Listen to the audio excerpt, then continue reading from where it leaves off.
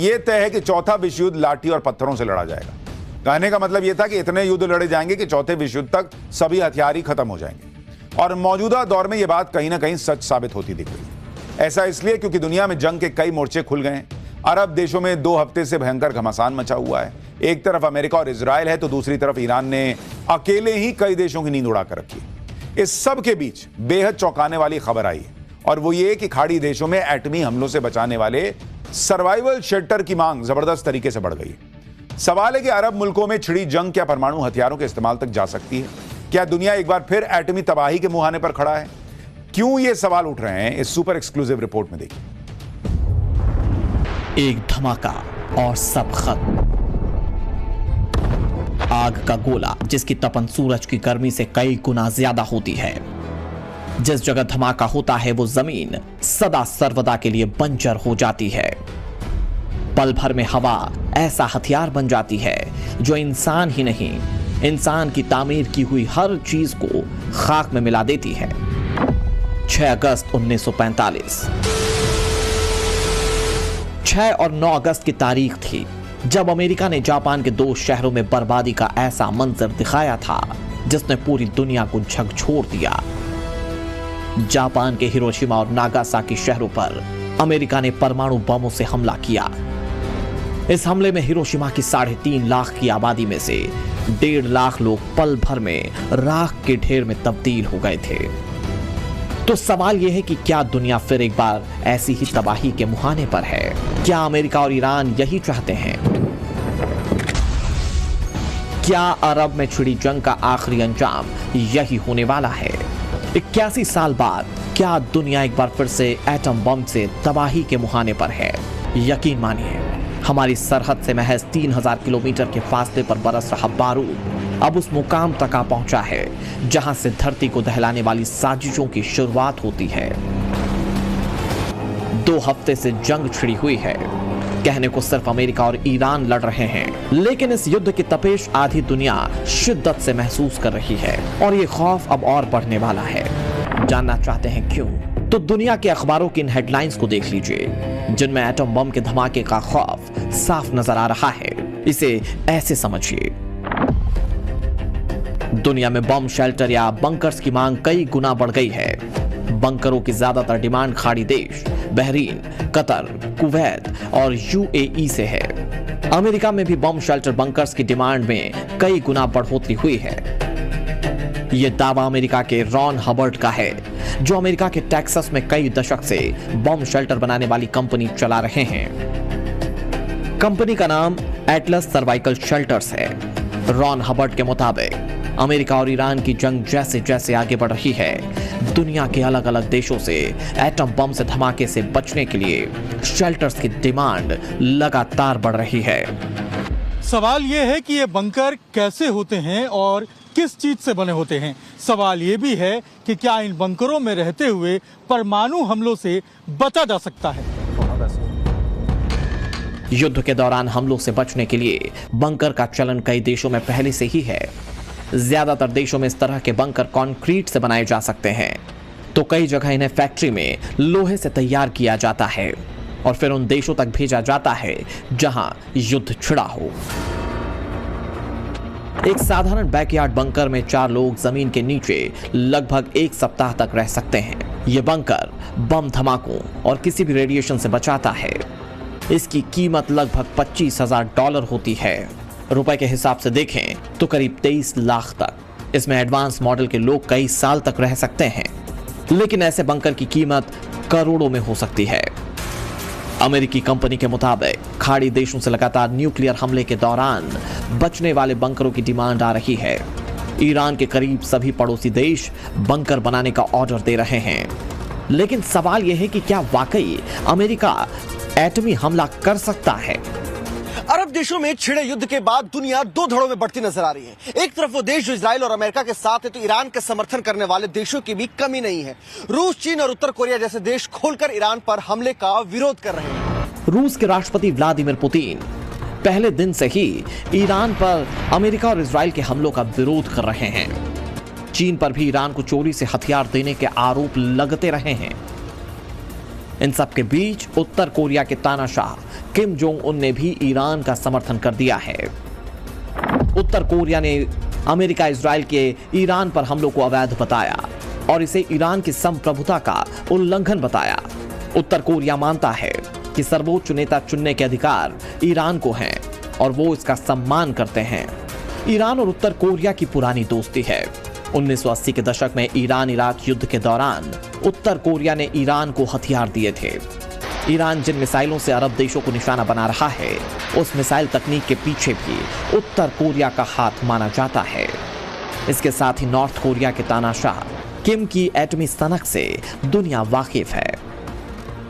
जाहिर है, अगर किम ईरान के साथ खुलकर मैदान में उतरता है तो एटमी हथियारों के इस्तेमाल से इनकार नहीं किया जा सकता। रही बात रूस की, तो प्रेसिडेंट पुतिन कई बार परमाणु हथियार दागने की बात कह चुके हैं। रूस और यूक्रेन की जंग को 4 साल हो चुके हैं। इस दौरान कई ऐसे मौके आए जब राष्ट्रपति पुतिन ने यूक्रेन और यूक्रेन के कंधे पर बंदूक रखकर मॉस्को को धमकाने वाले देशों को एटमी हथियारों की धमकी दी। प्रेसिडेंट पुतिन ने जो कहा वो काफी हद तक सच है। रूस के पास परमाणु हथियारों का एक बड़ा जखीरा है। यह बात किसी से छिपी नहीं है। हाल ही में रूस ने अपने न्यूक्लियर टॉर्पीडो का कामयाबी से टेस्ट कर लिया था। लेकिन सवाल यह है कि अगर रूस और अमेरिका के बीच एटमी जंग होती है तो क्या होगा? तो इसे इस तरह से समझा जा सकता है, दुनिया में जितने परमाणु हथियार हैं उनमें से 90% से ज्यादा रूस और अमेरिका के पास हैं। दुनिया के दोनों ताकतवर देशों के बीच परमाणु जंग में आसमान कुछ इसी तरह से नजर आएगा। हजारों मिसाइलें आसमान में उड़ेंगी जो धरती पर तबाही का ऐसा मंजर लाएंगी जिसे काबू करना किसी के वश में नहीं होगा। परमाणु धमाके से उठने वाला काला धुआं धीरे धीरे धरती के बड़े हिस्से को ढक सकता है। सिर्फ 15 दिन में धरती के बड़े हिस्से से सूरज की किरणें गायब हो जाएंगी, जिसका असर यह होगा कि धरती का बड़ा हिस्सा, जिसमें तापमान कई गुना नीचे जा सकता है और इससे करोड़ों लोगों की मौत हो सकती है। और यह बात हम नहीं कह रहे हैं, यह रिपोर्ट उन वैज्ञानिकों की है जिन्होंने जिंदगी का बड़ा हिस्सा धरती को परमाणु हमलों से बचाने में लगा दिया। यानी एक धमाका धरती पर कहर बनकर टूट सकता है। मानवता पर सबसे बड़ा खतरा हो सकता है, जिसमें सिर्फ युद्ध लड़ने वाले देश ही नहीं बल्कि वो देश भी तबाह होंगे जिनका इस जंग से कोई वास्ता नहीं है। लिहाजा जितनी जल्दी हो सके युद्ध रुक जाना चाहिए, ताकि फिर कहीं हिरोशिमा नागासाकी ना बने, ताकि फिर किसी को पीढ़ियों की पीड़ा ना झेलनी पड़े। उम्मीद है ईरान से बहरीन और कतर से कुवैत तक बरसता बारूद जल्द थम जाएगा, अमन का रास्ता निकलेगा। दुनिया ने अब तक सिर्फ एक बार एटम बम की तबाही देखी है, वो भी तब जब द्वितीय विश्व युद्ध के दौरान में अमेरिका ने जापान के 2 शहरों हिरोशिमा और नागासाकी पर एटम बम गिराए थे।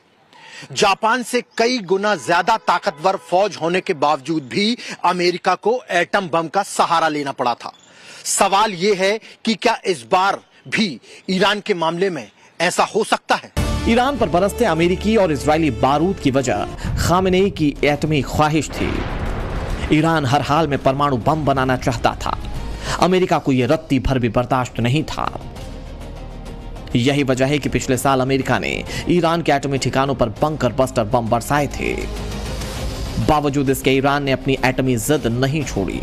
लिहाजा अमेरिका और इजराइल ने ईरान की एटमी जिद को परमानेंट सर्जरी करने में ही भलाई समझी। लेकिन खामेनेई के खात्मे के बाद भी जंग थमना तो दूर, ये कई गुना भड़क चुकी है और अमेरिकी राष्ट्रपति डोनाल्ड ट्रंप बार बार इशारा कर रहे हैं कि ये युद्ध ऐसे ही खत्म नहीं होगा और अभी तो अमेरिका का असली वार बाकी है। अमेरिकी राष्ट्रपति डोनाल्ड ट्रंप बार बार कह रहे हैं कि ईरान पर अभी अमेरिका का असली प्रहार होना बाकी है। तो सवाल यह कि क्या अमेरिका ईरान पर एटमी हथियारों का इस्तेमाल कर सकता है?